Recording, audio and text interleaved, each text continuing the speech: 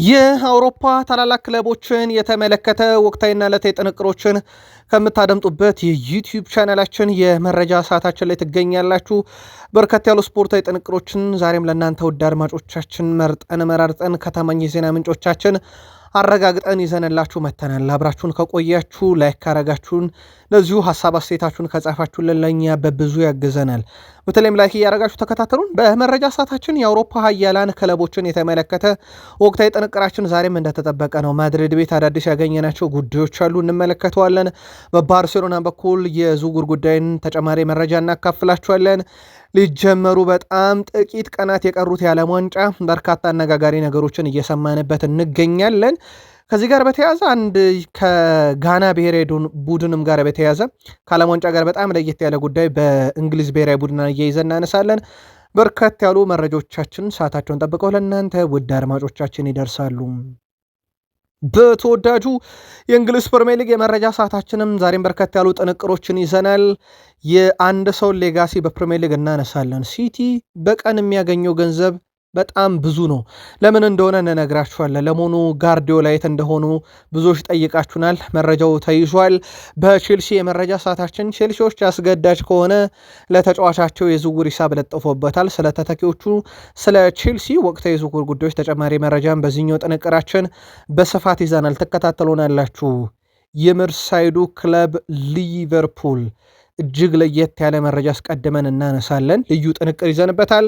ከዛ በሊቨርፑል በኩል ወቅታዊ ጉዳዮች ከአሰልጣኙ ሹመት ጋር አያይዘን በርካታ መረጃዎችን ልናነሳ ወደናል። በዚህኛው የመረጃ ሰዓታችን በርካታ አዳዲስ ጉዳዮችንም እና የዝውውር ጉዳዮችንም በዚህኛው የመረጃ ሰዓታችን ለሊቨርፑሎች ይዘናል። ሊቨርፑልያንም ላይክ እያረጋችሁን እስከ ፕሮግራማችን ፍጻሜ ከኛው ጋር ቆዩን። በዩናይትድ በኩል በዝውውሩ መስኮቱ የሚጠበቁ ተጨማሪ ሁነቶች አሉ። ብቸኛው ፈራሚ አይደለም ተብሎ ይጠበቃል የአታላንታው ኤደርሰን። ከዛ በዘለለ በማንቸስተር ዩናይትድ በኩል በጣም ሰፊ የዝውውር ጉዳዮችን ዛሬ የምናነሳለን።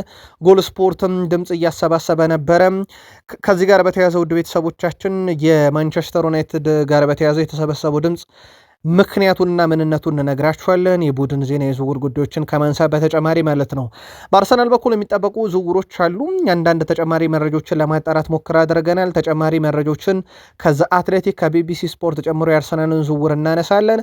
በቡድን ዜና ከሃቨርዝ እና ማጋሊሽን የተመለከተም ልዩ ጥንቅር ይዘናል። እስከ ፕሮግራማችን ፍጻሜ ከቆያችሁ እነኝና ሌሎች ተጨማሪ መረጃዎችን እናካፍላችኋለን።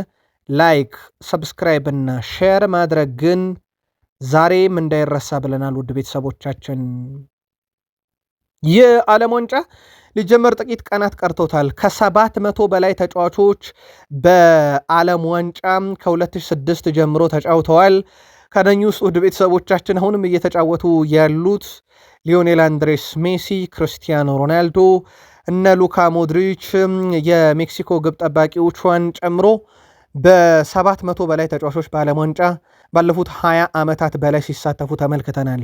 እነሆ የዓለም ዋንጫ ሊደረግ በጣት የሚቆጠሩ ያህል ቀናቶች ሲቀሩት ምድብ 1 ሜክሲኮ፣ ደቡብ አፍሪካ፣ ደቡብ ኮሪያ እና ቼክ ሪፐብሊክ፣ ምድብ 2 ወይም ምድብ ቢ ካናዳ፣ ቦስኒያ ሄርዞጎቫና፣ ካታርና ስዊዘርላንድ፣ ምድብ ሲ ላይ ብራዚል፣ ሞሮኮ፣ ሃይቲ፣ ስኮትላንድ፣ ምድብ ዲ ላይ ዩኤስኤ፣ ፓራጓይ፣ ኦስትሪያ እና ተርኬ፣ ምድብ ኢ ጀርመኒ፣ ኩራሳኦ፣ አይቮሪኮስት እና ኢኳዶር፣ ምድብ ኤፍ ኔዘርላንድ፣ ጃፓን፣ ስዊድን፣ ቱኒዚያ፣ ምድብ ጂ ቤልጅየም፣ ግብፅ፣ ኢራን፣ ኒውዚላንድ፣ ምድብ ኤች ስፔን፣ ኬፕ ቨርዴ፣ ሳውዲ አረቢያ፣ ኡራጋይ፣ ምድብ አይ ላይ ፍራንስ፣ ሴኔጋል፣ ኢራቅና ኖርዌይ፣ ምድብ ጄ ላይ አርጀንቲና፣ አልጄሪያ፣ ኦስትሪያ እና ጆርዳን፣ ምድብ ኬ ላይ ፖርቱጋል፣ ዲሞክራቲክ ኮንጎ፣ ኡዝቤኪስታን እና ኮሎምቢያ፣ ምድብ ኤል የመጨረሻው ምድብ እንግሊዝ፣ ክሮሺያ፣ ጋና እና ፓናማ መደልደል ችለዋል። የዓለም ዋንጫ ጁን 11 በይፋ እንደሚጀመር ይታወቃል። ከ3 ዓመት በፊት ሊዮኔል አንድሬስ ሜሲ ልክ በዛሬዋ ቀን ነበረ በነገራችን ላይ በፍራንስ ሊግ የመጨረሻውን ጨዋታ ያደረገው ከፓሪስ ሰን ጀርሜን ጋር። ከዛ ወደ ኢንተር ማያሚ ያቀና። በኢንተር ማያሚ የጨመራቸውን ዋንጫ ጨምሮ አሁን ሊዮኔል አንድሬስ ሜሲ 48 ዋንጫዎች ላይ ደርሷል። ምናልባት ሜሲ ፋይናሌዜሚያን ተጫውቶ ቢሆን ኖሮ እና ውጤቱ ቢታወቅ አንድ ተጨማሪ ዋንጫ ይኖረው ነበር፣ ምናልባት ካሸነፉ ስፔንን፣ አርጀንቲና። ግን በኢራንና በአሜሪካ በእስራኤል መካከል በተከፈተ ጦርነት ካታር ላይ ሊደረግ የነበረው ጨዋታ ተሰረዘ። አሁን የዓለም ዋንጫ ከፊቱ አለ። ስለዚህ የሜሲ 50ኛ ዋንጫ የዓለም ዋንጫ አይሆንም ቢያሳካው ማለት ነው። 49ኛ ዋንጫው ነው የሚሆነው። ምክንያቱም ሲጠበቅ የነበረው 49ኛ ዋንጫ ፋይናሊዜሚያ እንዲሰረዝ መደረጉ ይታወቃል።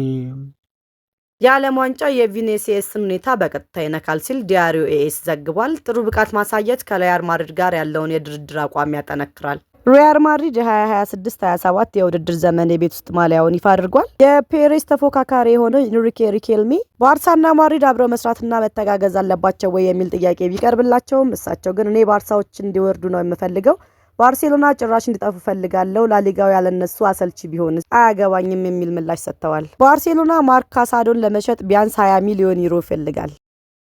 የፈረንሳይ ብሔራዊ ቡድን ተጫዋቾች በዓለም ዋንጫ ከፍተኛ ጉርሻ እንደሚሰጣቸው ተገልጿል። ይሁን እንጂ የጉርሻ ክፍያው የሚሰጠው ከግማሽ ፍጻሜ በኋላ መሆኑም ተነግሯል። ተጫዋቾቹ የጉርሻ ክፍያው እንዲጨመርላቸው ነገር ግን የሚከፈላቸው ቡድኑ ግማሽ ፍጻሜ ሲደርስ ብቻ መሆኑ ተነግሯቸዋል። በሌላ በኩል ተጫዋቾቹ ለቤተሰቦቻቸው የተሰጣቸው የዓለም ዋንጫ ትኬት አንሶናል የሚል መቃወማቸውንም ተዘግቧል። ተጫዋቾቹ 2 በነፃ እንዲሁም 6 በግዢ አጠቃላይ ለአንድ ተጫዋች 8 ትኬት ተቀርቦላቸዋል። ኬሊያን ኤምባፔ 8 ጎሎችን፣ ሊዮኔል ሜሲ 7፣ ኦሊቨር ጉልድ እና ጁሊያን አልቫሬዝ ደግሞ 4 ጎሎችን እንዲሁም ሪቻርልስ 3 ጎሎችን በማስቆጠር የ2022 የፊፋ ዓለም ዋንጫ ከፍተኛ ጎል አግቢ መሆን ችለው ነበር። እንዲሁም ሚሮስላቭ ክሎዝ የሁል ጊዜ የዓለም ዋንጫ ከፍተኛ ግብ አስቆጣሪ መሆን ችሎ ነበረ። 16 ግቦችን በማስቆጠር ከፍተኛ የዓለም ዋንጫ ከፍተኛ ጎል አስቆጣሪ መሆን ችሎ ነበር።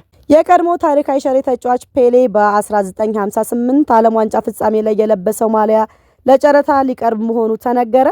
ብራዚል ስዊድንን ባሸነፈችበት ፍጻሜ ፔሌ የለበሰው ማሊያ ዋጋው ከ6 ሚሊዮን ዶላር በላይ እንደተገመተ ተነግሯል። የጨረታ ግምት ዋጋው በከፍተኛ ዋጋ የተሸጠ የፔሌ ማስታወሻ ቁሳቁስ ያደርገዋል። በተጨማሪም በማራዶና ማሊያ ተይዞ የነበረው ውድ ዋጋ ያለው የእግር ኳስ ተጫዋቾች ማሊያ ሪካርድ ሊሰበር ይችላል። የማራዶና ታሪካዊ ማሊያ የፈጣሪ እጅ በ2022 በ9.28 ሚሊዮን ዶላር መሸጡ አይዘነጋም። ፔሌ በ1958 ዓለም ዋንጫ ወቅት ገና 17 ዓመቱ የነበረ ሲሆን በፍጻሜው ስዊድን ላይ 2 ጎል አስቆጥሮ ነበር። እስካሁንም ፔሌ በዓለም ዋንጫ ፍጻሜ ተካፍሎ ግብ ያስቆጠረ በእድሜ ትንሽ ተጫዋች በመሆን ሪካርዱ በእጁ ይገኛል። ጨረታው ከዘንድሮ የዓለም ዋንጫ ውድድር ፍጻሜ 3 ቀናት ቀደም ብሎ ይካሄዳል። ጋናዊው አማካኝ ቶማስ ፓርቲ እንግሊዝ ውስጥ በጾታ ጥቃት ተከሶ የፍርድ ሂደቱን እየተከታተለ ይገኛል። ይህ በእንዲህ እንዳለ ቶማስ ፓርቲ ለጋና ብሔራዊ ቡድን ለዓለም ዋንጫ ውድድር ጥሪ ቀርቦለታል። ይህ ማለት ቶማስ ፓርቲ ከጋና ጋር በዓለም ዋንጫው ምድብ ጨዋታ እንግሊዝን ይገጥማል። የእንግሊዝ ኤፍኤ በጨዋታው መጀመሪያ የእንግሊዝ ተጫዋቾች ምን ማድረግ እንዳለባቸው ለማሳወቅ እየተወያየበት መሆኑም ተገልጿል። እግር ኳስ ማህበሩ የእንግሊዝ ተጫዋቾች ቶማስ ፓርቲን ይጨብጡ ወይስ አይጨብጡ የሚለውን በቅርቡ እንደሚወሰን ተናግሯል። ጋና ትላንት ከዌልስ 1-1 በተለያየችበት የወዳጅነት ጨዋታ የዌልስ ደጋፊዎች ቶማስ ፓርቲ ላይ ተቃውሞ አሰምተዋል። ተወዳጁ የእንግሊዝ ፕሪሚየር ሊግን የተመለከቱ ተጨማሪ ጥንቅሮችን ለእናንተ ውድ አድማጮቻችን እያደረስናችሁ ቆይታ ወደምናደርግበት ሰዓት ላይ ደርሰናል። ከፕሪሚየር ሊግ መረጃችን ጋር ስትቆዩን ላይክ፣ ሰብስክራይብ እና ሼር አድርጉን። ለሀሳብ አስተያየታችሁ፣ ለድጋፋችሁ፣ ለመልካም ምኞቶቻችሁ አመስጋኞች ነን። ሁለተኛው የዩቲዩብ ገጻችን ልክ በምሳ ሰዓት በኋላ በሚቀርበው ዜናችን ላይ ትገኛላችሁ። ፈጣን መረጃዎችን በቃል ስፖርት ዩቲዩብ ቻናል ማለዳ 1 ሰዓትና ምሽቱ 2 ሰዓት ላይም እንደምንለቅ ይታወቃል። በእንግሊዝ ፕሪሚየር ሊግ ውድ ቤተሰቦቻችን ጄምስ ሚለር ጫማውን ከሰቀለ በኋላ ከ1956-57 ጀምሮ በአንድ አሰልጣኝ ስር ሲሰለጥኑ የነበሩ በተከታታይነት በሳቸውም ስር ከሰለጠኑት የመጨረሻው ሰው የነበረው የጄምስ ሚለር ነበረ። ጄምስ ሚለር በሰር ቦቢ ሮብሰን ስር ሰልጥኖ የነበረ የመጨረሻው ተጫዋች ነበረ። እሳቸው ከ1956-57 ጀምሮ ሲሰለጥኑ ማለት ነው። የመጨረሻ ሰዋቸው እሱም ጫማ ሰቅሎ በቃኝ ብለዋል። ስለዚህ ከዚህ በኋላ የሰር ቦቢ ሮብሰን ልጆች የሚባሉት በአሰልጣኝነት እንጂ በተጫዋች ደረጃ የመጨረሻው ሰው ሚለር እግር ኳስ በቃኝ ማለቱ ይታወቃል። ጄምስ ሚለርን በተመለከተ በተለይም አብዛኛው በሊቨርፑል የነበረው እግር ኳስ ህይወቱ የሚረሳ አይደለም፣ ምንም ጥያቄ የለውም። በርካታ እግር ኳሳዊ ስኬቶችንም ያሳለፈው በሊቨርፑል እንደነበረ ይታወቃል። በተለይም በዋንጫ ደረጃ የፕሪሚየር ሊግ የሻምፒዮንስ ሊግ ጨዋታ ጨምሮ በርካታ ዋንጫዎችን ከቡድኑ ጋር ማሳካት የቻለ ተጫዋች እንደነበረ የሚዘነጋ አይደለም። በስተመጨረሻም ላይ ግን ያው ጫማ ሰቅሏል። ሚለርን የተመለከተ ሰፊ ጥንቅር ከሰሞኑም በዩቱብ ገጾቻችን ስናደርሳችሁ እንደነበረ የሚዘነጋ አይደለም።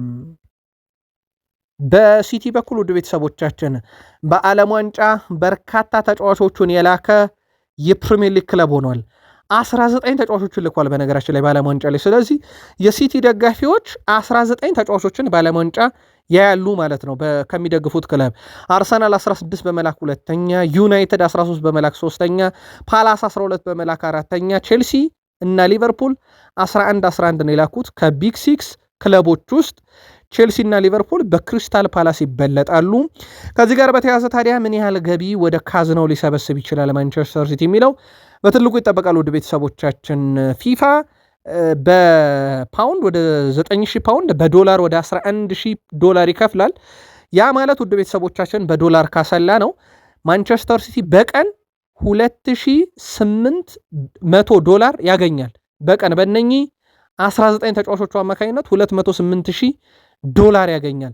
አርሰናል ሁለተኛ ከፍተኛ ገቢ በቀን ይሰበስባል። ዩናይትድ ሶስተኛ፣ ፓላስ አራተኛ። በቀን ከፍተኛ ገቢ ከፊፋ የሚያገኙ ናቸው።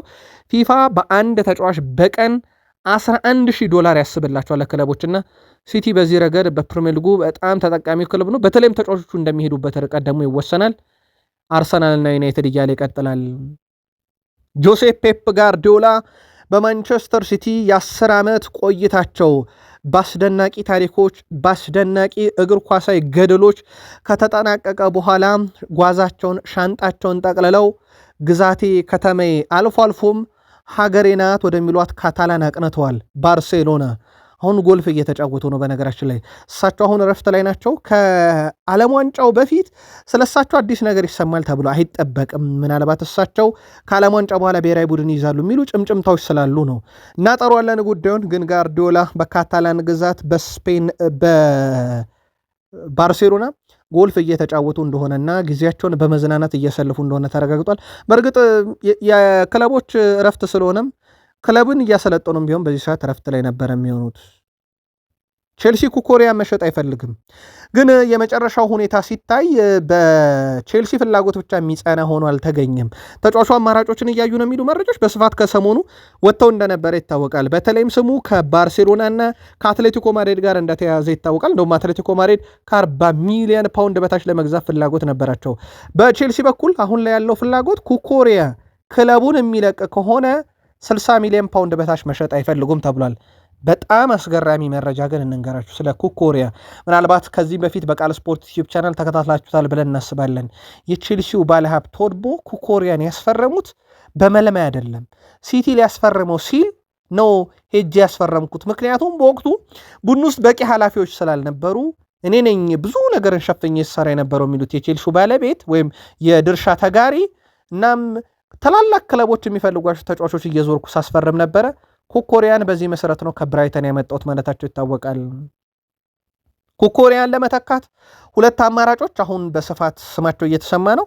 አሌክስ ግራማልዶ የባየር ሌቨርኩሰኑ ተጫዋች ነው። ራሳቸው ዣቪ አሎንሶ አሰልጥነውታል። ኢንቪንሲብልን ዋንጫ ከባየርን ሊቨርኩሰን ጋር ሲያነሱ የአሁኑ የቼልሲው አለቃ ዣቪ አሎንሶ የግራማልዶ ሚና ትልቅ ነበረ። በእርግጠኝነት እሱን ያስቀድማሉ ተብሎ ይታሰባል። ሉዊስ ሳልም ቢሆን በቼልሲ አካዳሚ ውስጥ ያደገ የቼልሲ ንብረት የነበረ ተጫዋች ነው። በኒውካስል ዩናይትድ እየተጫወተ ነው። የፕሪሚየር ሊግ ልምድ አለው። በዩናይትድም ይፈለጋል። ከሁለት አንዳቸው ግን ኩኮሪያ ከለቀቀ ክለቡን መቀላቀላቸው አይቀርም። በማለዳው ጥንቅራችን በቃል ስፖርት ዩቲዩብ ቻናል ምላሽ ሰጥተንበታል። የጀረድ ቦውንን ጉዳይ ጀረድ ቦውንን በተመለከተ ቼልሲ ይፈልጋል፣ ይፋዊ ጥያቄ አላቀረበም ብለናችሁ ምላሽ ሰጥተን ነበረ። አሁን ዴይሊ ሜል ይዞት በወጣው መረጃ መሰረት ዌስትሃም ዩናይትድ ከዚህ ዝውውር 50 ሚሊዮን ፓውንድ ይፈልጋል። ስለዚህ ፈላጊ ክለብ ካለ ይጠይቃል ተብሏል። ይህንን ገንዘብ በዌስትሃም ዩናይትድ በኩል ወርደው እንዳሉ ይታወቃል። ያው በስፋት ቼልሲ፣ ዩናይትድ ስማቸው አለ። ከዛ በዘለለ ቼልሲ በበርካታ የፕሪሚየር ሊግ ክለቦች የሚፈለገውን ሞርጋን ሮጀርስን እየተከታተሉ ነው። ካስቶን ቪላ ተጫዋቹን ለማምጣት በሚደረግ ጥረት ቼልሲም ተቀላቅሏል። ሁለገብ አጥቂ ነው። ይሄ ቨርሳታይል አታከር ከሚባሉ ተጫዋቾች በፕሪሚየር ሊጉ አንዱ እሱ እንደሆነ ይታወቃል። በግራ ክንፍ ተጫዋችነቱም በስፋት ይታወቃል። በቼልሲ በኩል እሱን ለማምጣት የሚደረጉ የተወሰኑ ጥረቶች ሊኖሩ እንደሚችሉ እየተዘገበ ይገኛል። ግን እሱ የሚመጣ ከሆነ በክለቡ የሚለቁ ተጫዋቾች አሉ ማለት ነው። ውድ የቼልሲ ደጋፊዎች ከዚህ ጋር በተያያዘ በግራ ክንፍ እንደ ሞርጋን ሮጀርስ ያለ ተጫዋች በዝርዝር ውስጥ ተያዘ ማለት ሁለት ተጫዋቾች እጣ ፈንታቸው መሸጥ ሊሆን ይችላል። አንዱ ከዩናይትድ አምና ያመጡት አሌሃንድሮ ጋር ናቸው። ሌላው አምና ከቦሩሲያ ዶርትመንድ ያመጡት ጄምስ ባዮን ጊተንስ ናቸው። የሁለቱ ዝውውር በቼልሲ የዝውውር ታሪክ ውስጥ በጣም ስኬታማ ያልሆኑ ዝውውሮች ተብሎ ሊነገሩ የሚችሉ አይነት ዝውውሮች ናቸው። ስለዚህ የሁለቱ ተጫዋቾች መሸጥ ነገር የሚቀር አይመስልም በሰማዮቹ በኩል። በእርግጥ የቼልሲም ደጋፊ ቢጠየቅ ይህንን ጥያቄ እንዲሸጡ እንፈልጋለን በሚል ምላሻቸው እንደሚሆን ምንም ጥርጥር የለውም። ከዛ በዘለለ በኤንዞ ፈርናንዴዝ እና በኩኩሪያ በኩል እንዳልኳችሁ ከዓለም ዋንጫ በኋላ ክለቡን የመልቀቅ ዕድላቸው በጣም ሰፊ ነውና የአማካኝ ስፍራ በተለይም በኤንዞ ፈርናንዴዝ ቦታ የአማካኝ ስፍራ ላይ የሚጫወት ተጫዋች ያስፈልጋል። ለዚህም እንደ ሞርጋን ሮጀርስ ያለ ተጫዋች ምናልባትም ይሄ በ10 ቁጥር ሚናም ሲጫወት ስለተመለከት ነው ሊመጣ ይችላል። የኤንዞ ፈርናንዴዝ መልቀቅ እውን የሚሆን ከሆነ አሁን ያሉ ሁኔታዎች የኤንዞ ፈርናንዴዝ በራሱ ክለብ ውስጥ ይቆያል ተብሎ የሚጠበቅ አይነት እንዳልሆነ ይታወቃል። ልክ በዛሬዋ ቀን ከ134 ዓመታት በፊት በእንግሊዝ እግር ኳስ ታሪክ አንድ ግዙፍ የሆነ ክለብ የተመሰረተበት ነው። በእርግጥ የሊቨርፑል ምስረታ ትንሽ ለየት ያለ ነው። ሊቨርፑል የሚባል ሳይሆን ኤቨርተን ብቻ የሚባል ቡድን እንደነበረ ከዛም በኋላ በአንዳንድ ጉዳዮች ለጊዜውን ተገንጥሎ የወጣ ቡድን ነው ሊቨርፑል። እነሆ ያ የኤቨርተን ፍንካች የሆነ ሊቨርፑል በፕሪሚየር ሊግ እዚህ ደረጃ ይደርሳል ተብሎ ያልተጠበቀ ግን የእንግሊዝን እግር ኳስ በታሪክ ከፍ ባለ መድረክ እንግሊዝንም በመወከል የእንግሊዝንም ስም በማስጠራት ከቀዳሚ ክለቦች ተርታ ይመደባል። 20 የፕሪሚየር ሊግ ዋንጫን በማንሳት የሚስተካከለው ዩናይትድ እንጂ የሚበልጠው አንድም የፕሪሚየር ሊግ ክለብ የለም። 16 ጊዜ ኮሚቲ ሺልድን ጠራርጎ ወስዷል። ካራባው ካፕ ላይ 10 ጊዜ ነግሷል። 8 የኤፍኤ ካፕን፣ 6 ጊዜ የአውሮፓ ሻምፒዮንስ ሊግን በማንሳት ከእንግሊዝ አንድም የሚስተካከለው ቡድን የለም። 4 የአውሮፓ ሱፐር ካፕ፣ 3 የኤሮፕ ሊግ፣ 1 የክለቦች ዓለም ዋንጫንም ጠራርጎ መውሰድ የቻለ ክለብ ነው። የምትደግፉት ክለባችሁ ሊቨርፑል 134 ዓመት ታሪኩ እንዲህ በዋንጫ የደመቀ የተሽቆጠቆጠም ጭምር ነው። ሊቨርፑል በዛሬው ዕለት በ134ኛ ዓመቱ ቀን 2026-27 የውድድር ዓመት የሚለብሱትን መለያ በኮከባቸውና በከዋክብቶቻቸው በኩል በማህበራዊ ትስስር ገጽ ላይ አስተዋውቀው ለገበያ አቅርበነዋል ብለዋል። በእርግጥ መለያውን ለብሰው ሲጫወቱ እንደነበረ ይታወቃል። አሁን ትኩረቶች ሁሉ በሊቨርፑል የአሰልጣኝ ጉዳይ ላይ ነው። አንዲ ኢራኦላ 2 ዓመት ኮንትራት ቀርቦላቸዋል። 2 ዓመት በበርንማውዝ የፈረሙበት ጊዜ ነበረ። አሁንም ተመሳይ ነገር ነው። በነገራችን ላይ ያለው አሰልጣኙ እንደ ተጫዋቾች ጉዳይ አስፈላጊነቱን እያዩ ኮንትራት የማደስ እንደ ክለቡ ጥንካሬ ሂደት እያዩ ኮንትራት የማደስ ባህል አላቸው። በአጭር ጊዜ ኮንትራት ውስጥ ለማተኮር ሙከራ ያደርጋሉ። በበርንማውዝ ቤት ያንን ነገር ነው ያሳዩት። ከአንዲ ኢራኦላ ልምዶችም ያንን የተረዳ ነውና በጣም ያጭር ጊዜ ኮንትራት ቀርቦላቸዋል በሊቨርፑል። አንዲ ኢራኦላ በሊቨርፑል ቀዳሚ ምርጫ ለምን ሆኖ የሚሉ ብዙ ጥያቄዎች ሊነሱ ይችላሉ። ሊቨርፑል ስሎትን ካሰናበተ በኋላ ፊቱን በቀጥታ ወደ ታክቲሽያን አንዲ ኢራኦላ ማዞሩ ይታወቃል። በተለይም ደግሞ የክሎፕን አይነት የጨዋታ ፍልስፍና ይከተላሉ ከሚባሉት ውስጥ ወይም በጣም የቀረበ ፍልስፍና ያላቸው የሚባሉት አንዲ ኢራኦላ ናቸው። ኢራኦላ ልክ እንደ ክሎፕ ተቃራኒ ቡድን ሜዳ ድረስ ሄዱ ጫና መፍጠርን የሚወድ አይነት ቡድን ይወዳሉ። በሪዮ ቫይካኖ እና በበርንማውዝ ያሳዩትም የጨዋታ ፍልስፍና በጣም ተቀራራቢ ናቸው። ያውም ይሄ በፕሪሚየር ሊግም በስፔን ላ ሊጋም በጣም ጥራት ያለው ቡድን ይዘው አይደለም ያንን ያሳዩትና የሊቨርፑሎቹ ሰዎች በመልማዮች በኩል በተለይም ደግሞ የስፖርቲንግ ዳይሬክተር ሚና ላይ ያሉት አካላት በጣም የገመገሙት ነገር የክሎፕን ፍልስፍና ነው ሊቨርፑል ቤት መድገም ያለብን የሚል ነውና ለዛም ይመስላል አንዲ ኢራኦላ ሹመት በፍጥነት የተሰማው። አንዲ ኢራኦላ የሊቨርፑል አዲስ አሰልጣኝ መሆኑ ሲታወቅ ብዙዎች ድንገተኛ ውሳኔ እንዳልሆነ ልባቸው ያውቅ ነበረ። ምክንያቱም አንዲ ኢራኦላ ከበርንማውዝ ቤት እንደሚለቁ ገና ቆይቷል ካሳወቁ። ሊቨርፑል ቤት የነበረው የውጤት መንገዳገድም የከረመ ነውና ይህ ሁላ ሲሆን እነ ሪቻርድ ሂውዝ ውስጡን ስራ እየሰሩ ነበረ። ሪቻርድ ሂውዝ በርንማውዝ ቤት አብረው ሰርተዋል ከአንዲ ኢራኦላ ጋር። ሊቨርፑል የስሎት የአሰልጣኝ ጉዞ ማሽቆልቆል ከጀመረበት ጊዜ ጀምሮ ግምገማዎችን እያደረጉ ነበረ። ኢራኦላና በቀጣይነት ሊቨርፑልን እንደ ክሎፕ አይነት አሰልጣኝ ማን ያሰልጠን በሚል ግምገማዎች ስለነበሩ በፍጥነት የተጠናቀቀ የሹመት ሂደት ሳይሆን ካለፉት 6 ወራት ጀምሮ ግምገማ ሲደረግበት የነበረና ክሎፕን የመሰለ ማን ነው ተብሎ ሲሰራበት የነበረ ነው። አሁን ሊቨርፑል ቤት የሚጠበቀው ጉዳይ ዝውውሮች እንደሆኑ ይታወቃል። በርከት ያሉ ዝውውሮች ይጠበቃሉ፣ ምንም ጥርጥር የለውም። ከነኚህ ዝውውሮች ውስጥ ታዲያ በበርካታ የፕሪሚየር ሊግ ክለቦች የሚፈለገው ሮጀርስም በዚህ ዝርዝር ውስጥ ተካቷል። በሊቨርፑል በኩል ፊት መስመሩ ላይ የሚጠበቁ ዝውውሮች በምክንያት ነው። ሳላ ክለቡን ለቋል። ዲያዝ ዛሬም አልተተካም። ጆታ በሞት ካጡት በኋላ ሊቨርፑሎች አሁንም ድረስ ስለመተካታቸው ብዙ ጥያቄ ይነሳባቸዋል። የአማካኝ ክፍሉ በነ ማካሊስተር ከዚህ በኋላ በምን አይነት ኢንቴንሲቲ ፕሪሚየር ሊጉ ላይ ተቋቁሞትስ ይጫወታሉ የሚል ጥያቄ ይነሳባቸዋል። የዚህ ዓመት ግልጥ አድርጎ የነሱን የአቅም ደረጃ የፈተነ ጨዋታ በፕሪሚየር ሊግ ተመልክተናል። የነ ማካሊስተርንም ኤራውላ ከሚፈልጉት የጨዋታ ፍልስፍና አንጻር በርካታ ዝውውር ይጠበቃል። ሮጀርስ ከፊት መስመር ግንባር ቀደም ኢላማ ሆነዋል። የዛ አትሌቲክ የመረጃ ምንጮችም ያንን ያሳያሉ። ስለዚህ ሊቨርፑል ቤት በርካታ ዝውውር በክረምት እንዲሁ ይጠበቃል። እስካሁን ግን ሊቨርፑል ቤት እንቅስቃሴዎች በስፋት እየተደረጉ ያሉ ነው። ከአሰልጣኙም ሹመት ጋር በተያዘ ምክንያት ነበር። ማይክል ካሪክ ከኤሊዮት አንደርሰን በላይ የሚፈልጉት ተጫዋች የለም ሲባል ነበረ። ግን የኤሊዮት አንደርሰን የዝውውር ሂሳብ በጣም መጋነኑን ተከትሎ ፊታቸውን ወደ አታላንታው ኤደርሰን አዙሮ በፍጥነት ነው የኤደርሰንን ዝውውር የጨረሱት። እንደውም የኤደርሰን ዝውውር ባለፈው ሳምንት ጀምሮ እንደሚያልቅ የተረጋገጠ ነበረ። በትላንትናው ዕለት ዩናይትዶች በስምነት አጠናቀዋል ኤደርሰንን ከአታላንታ ለማምጣት። በማይክል ካሪክ ስር ሌላ የሚጠበቁ ዝውውሮች አሉ። ለአብነት ያክል ቹዋሚኒ ያለ 70 ሚሊዮን ፓውንድ በላይ ይጠይቅበታል። ባሌባ በዩናይትድ እቅድ 50 ሚሊዮን ፓውንድ፣ አዳም ዋርተን በዩናይትድ እቅድ 60 ሚሊዮን ፓውንድ፣ ኤሊዮት አንደርሰን ከ100 ሚሊዮን ፓውንድ በላይ ነው። ማንቸስተር ዩናይትድ ከካዜሜሮ መልቀቅ በኋላ የአማካይ ክፍሉን ለማጠናከር የአታላንታውን ኤደርሰንን እንግዲህ ቀዳሚ ፈራሚው እንደሚሆን ካረጋገጠ በኋላ ሌሎችንም ግን ወደ ቡድኑ ያመጣል። ይህ ምንም ጥርጥር የለውም። የማንቸስተር ዩናይትድ ቀጣይ የአማካኝ ክፍሉን ለማጠናከር ማን ይመጣል የሚለው ይጠበቃል። የዌስታሙ ማቲያስ ፈርናንዴዝ በቅርቡ ጥያቄ ይቀርባል ተብሏል። ግን ዩናይትድ ክለቦቹ ከለጠፉበት ዋጋ በታች ለማምጣት አሁንም ጥረቶችን በነኚህ በጠቀስናቸው አማካዮች ላይ እያደረገ ይገኛል። በማንቸስተር ዩናይትድ በኩል ከዙር ጋር በተያዘ በቡድን ውስጥ ተስፋ ተጥሎበት የነበረው ራዴክ ቪቴክ ግብ ጠባቂው በውሰት እንደከረመ ይታወቃል። በሻምፒዮንሺፑ አሁን ይህ ተጫዋች ዩናይትድ ቤት በቋሚነት እድል እንደማያገኝ ካረጋገጠ በኋላ ክለቡን በቋሚነት ይለቃል እየተባለ ይገኛል። እናም ክለቡ በተጫዋቹም በር ላይ ቆም ተብሏል እና የዩናይትድ ቁጥር አንድ ሴላመንስ ነው። ያንን ተጫዋች መንካት አይፈልጉም። ስለዚህ ለቁጥር አንድነት የሚታገለው ራዴክ ቪቴክ በዩናይትድ አይቀጥልም ተብሏል።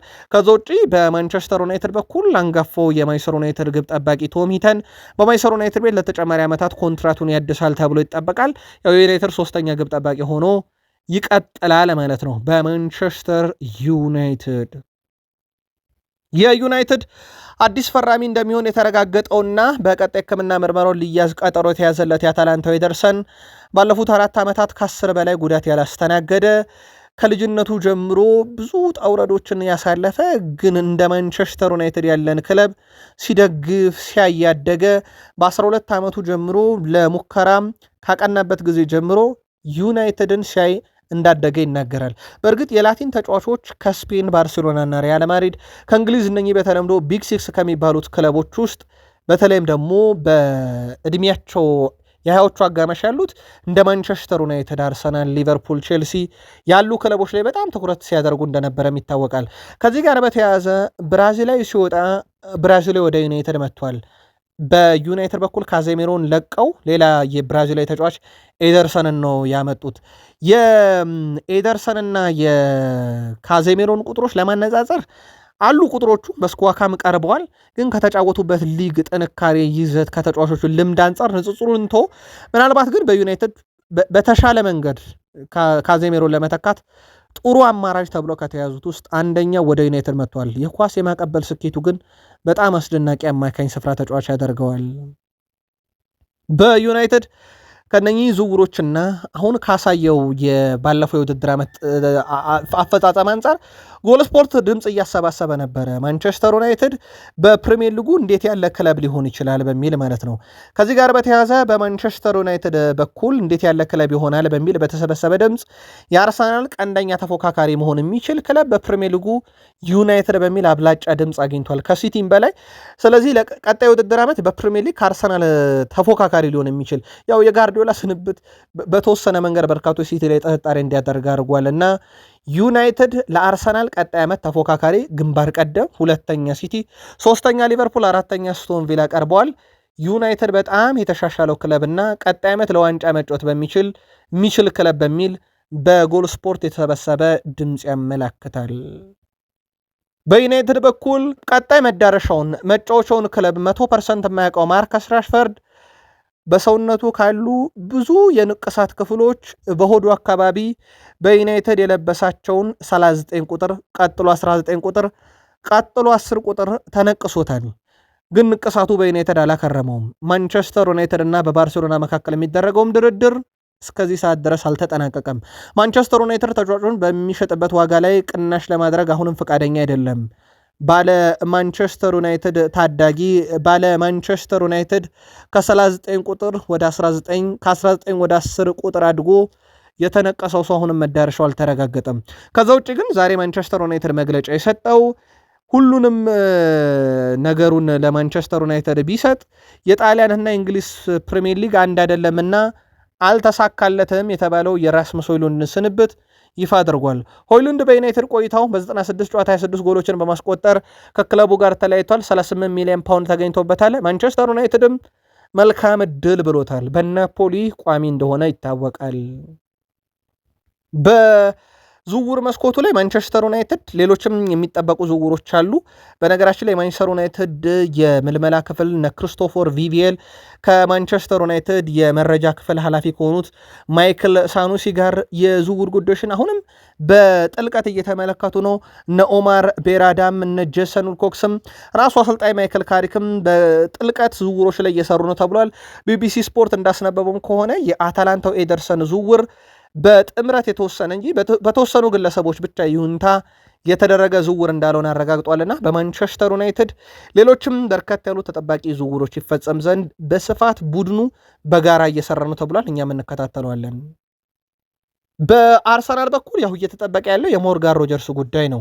እንዳልኳቸው አሁን የፈላጊዎቹ ቁጥር ነገር ወደ ሊቨርፑል መጥቷል። ቼልሲ ያለበት፣ ዩናይትድ በገደምዳሜውም ቢሆን አለበት። እናም በእርግጥ አንድ ክለብ አንድን ተጫዋች ዝርዝር ውስጥ አካተተ ማለት ብቸኛና አማራጭ የሌላ አማራጩ አድርጎታል ወይም በቀጥታ ያስፈርመዋል ማለት አይደለም። ከያዛቸው በኋላ ከብዙ ነገር አንጻር ወደ ግምገማ ነው የሚያመሩት። አርሰናሎችም በግንባር ቀደምትነት የያዙትና ምናልባትም ለአርሰናል ያስፈልጋልም ጭምር የተባለ ተጫዋች ነው ሞርጋን ሮጀርስ።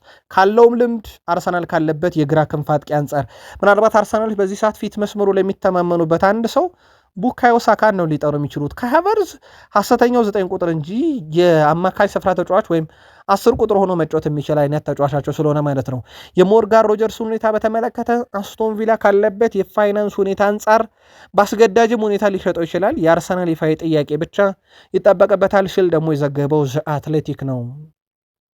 አርሰናል እንደ ማይል ሉዊስ ስኬሊ ያለ ኮከቡን ለገበያ ሊያቀርብ ይችላል ቢባልም ግን እስካሁን ድረስ አርሰናሎች እሱ ላይ አልወሰኑም።